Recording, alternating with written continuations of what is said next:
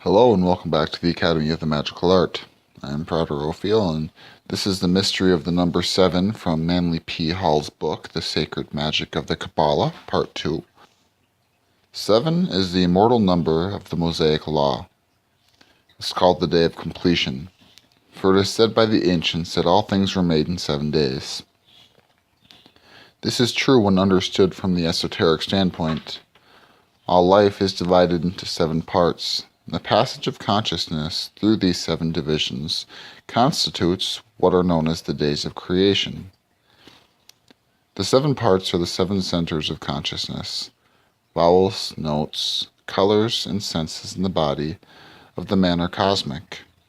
The pathway of human evolution winds in serpentine fashion in and out through these 7 centers, finally uniting them as beads upon its gleaming golden thread. These so-called 7 days of creation are not numbered or divided by man-made time. They are steps in the unfolding of the soul. And man finishes the day of creation when he bridges a gap between incidents and raises his consciousness one full rate of vibration over his former position. The time may be 7 minutes or 7 million years, but regardless of how long it takes, in these figures, man can never spend more spiritual time in his evolution than 7 creative days.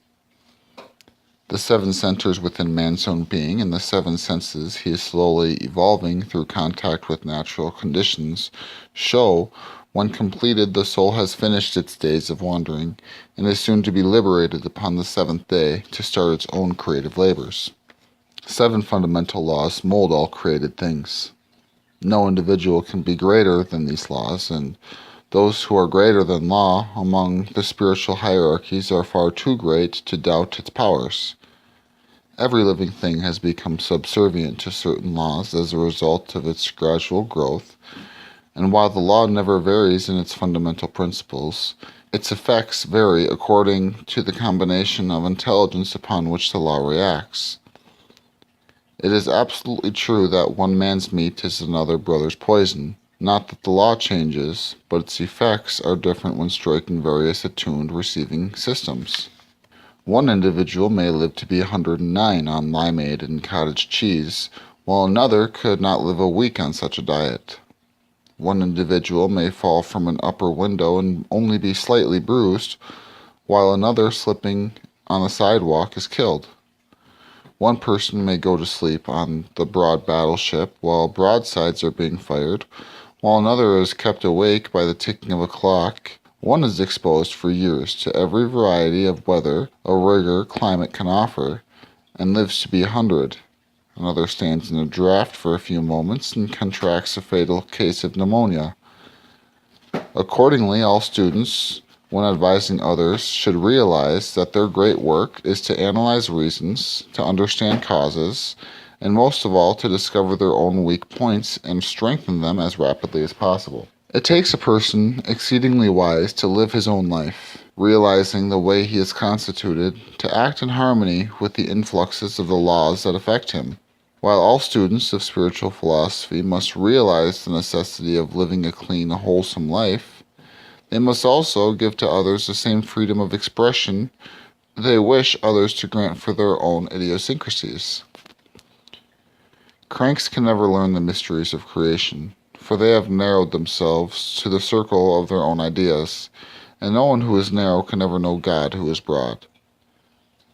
When we are inclined to be offended by a brother's act and concur in his damnation, we have the privilege of reminding him of his error, rather what we believe to be his error. If he resents our interest, our responsibility ends. If we would know God, we must be like God, and God will allow the drinker to drink and the raver to rave until the individual himself learns his lessons in his own way. In the vernacular of the streets, God butts into no one's affairs, neither do godlike people. 7 is the number of knowledge. Those who believe they are going to attain mastership in ignorance show that they are too ignorant to know what is mastership and what is, consequently, incapable of applying a master's power. None has gone into heaven who was not a master of the 7 liberal arts and sciences, and all the various elements that make up the knowledge of the earth. Man must realize that his first step is to learn the laws of being. The second and more important step is, having found the laws of being in his own way, he must live them in his own way, but always be the best of his ability. To work out a problem and get it wrong often contributes more to the growth of the soul than to have someone else tell you and get it right. The student is always seeking for first-hand knowledge. He will not be satisfied with anything but the best. His decision is to stand alone and not to learn. He desires to stand alone and not to learn. The one who sits down and reasons it out gets a great deal more benefit than one who asks the questions and has them answered for him. Only the thinker and the worker learn the sacred mystery of Qabbalah. The 7th day is called the Day of Rest, and the whole religious world has argued and waxed eloquent and even wroth in its efforts to settle the most important of which day is the 7th. Which day are we supposed to keep sacred? We can't afford to keep them all. Once again, a true mystic sits back and would smile if he did not weep first. We want to know what day is sacred to worship of our God and Creator. Let us no longer study a single creed, but all religions. And then we find a singular thing.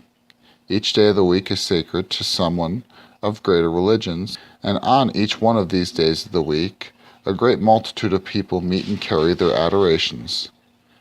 Man in his 7-fold nature must worship God in thought, action, and desire 7 days a week. 7 is called the number of the divine harmony, for it is the music of the spheres.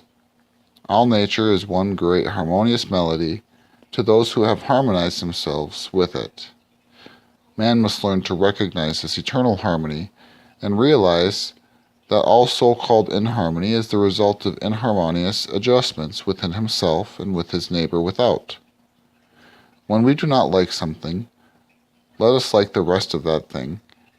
If we do not like misery, let us learn to like the deepness and the understanding that comes out of it. If we do not like sickness, let us learn the lesson that it teaches us.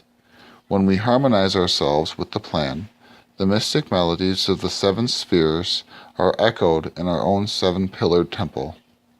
Thank you for joining with me today at the Academy of the Magical Art, and until next time, blessed be.